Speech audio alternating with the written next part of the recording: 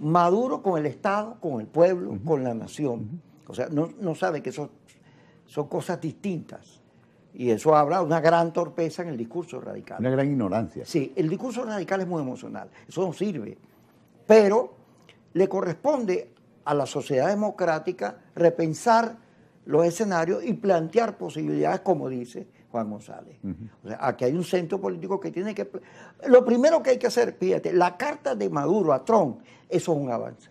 El contenido de esa carta, la manera en que Trump trata, Maduro se comunica con Trump, eso es un avance en las relaciones y en el discurso venezolano. Y tienes que verlo, si no lo ves.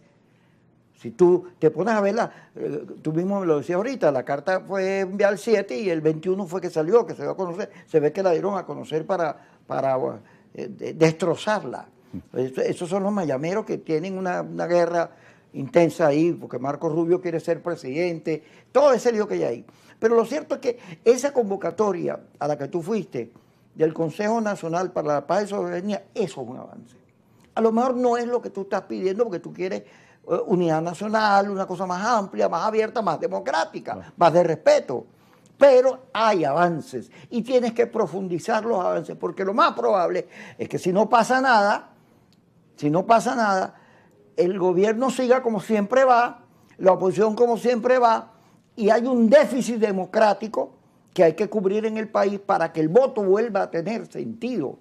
Cuando uno quiere que esto cambie, uno tiene que aprender a apreciar los pequeños pasos, los pequeños gestos. Aquella frase china de que cuando das un paso acortas un camino de 1000 leguas. O sea, en la carta es un primer paso pequeño, pero relevante. Incluso yo, a mi juicio, al presidente Maduro le había costado mucho esa carta, no es fácil, con la flota americana instalada ahí en el Caribe, enviar esta carta proponiendo, digamos, el diálogo. Yo creo que fue un error divulgarla cuando alguien la filtró. Alguien que la filtró porque le interesaba que eso se abortara, porque la carta había sido enviada el 6 de septiembre y se filtró una frase de la carta el 21, el 20, o sea, 15 días después. Y entonces el gobierno la divulgó. Cuando el gobierno la divulgó, entonces la Casa Blanca tuvo que responder. Pero incluso el presidente Trump, antes de la respuesta de la Casa Blanca, el presidente Trump había evadido contestar sobre la carta.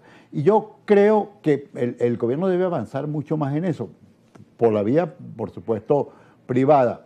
Yo incluso creo, lo he dicho, lo voy a repetir aquí, yo creo que la gran propuesta, audaz, contundente, que el gobierno debería hacerle a los Estados Unidos es el regreso de la DEA. Sí, ok, me acusa de ser un Estado narcotraficante. La prueba de que no tengo nada que ver con eso. Vamos a combatir, vamos a luchar en conjunto contra la droga. Porque la narrativa de que es un Estado narcotraficante, aunque sea falsa, puede justificar cualquier tipo de actuación. Y después que se produzca la actuación y las consecuencias de la actuación, ¿qué importa si era mentira? Las armas de destrucción masiva en Irak eran mentiras, pero la destrucción fue real. Y los miles y miles de muertos iraquíes y americanos fueron reales. Y la destrucción de la infraestructura iraquí fue real. Y Irak no quedó más amigo de los Estados Unidos, quedó mucho más distante de los Estados Unidos. Con esa guerra perdieron los Estados Unidos y perdió Irak, perdió más Irak.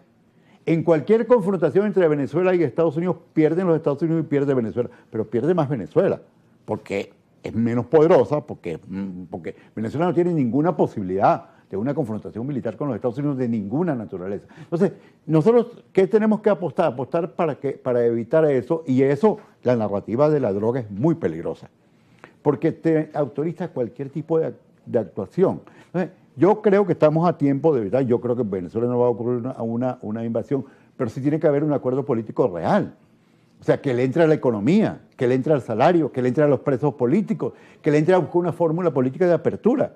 Porque tampoco es que no va a haber ningún acuerdo, y como no va a haber una invasión, entonces esto se va a quedar ahí. Y el gobierno se atrinchera, con la excusa de la invasión se atrinchera. Y se cierra más. Se cierra más y se hegemoniza más, y entonces la opción es, si tú estás conmigo contra la invasión, no eres patriota, no eres... No.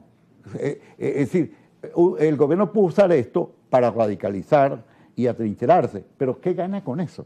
¿Qué gana el gobierno con atrincherarse meses y entonces pone a que todo el mundo tenga que afiliarse en la milicia, el que no se afilie en la milicia le van a quitar la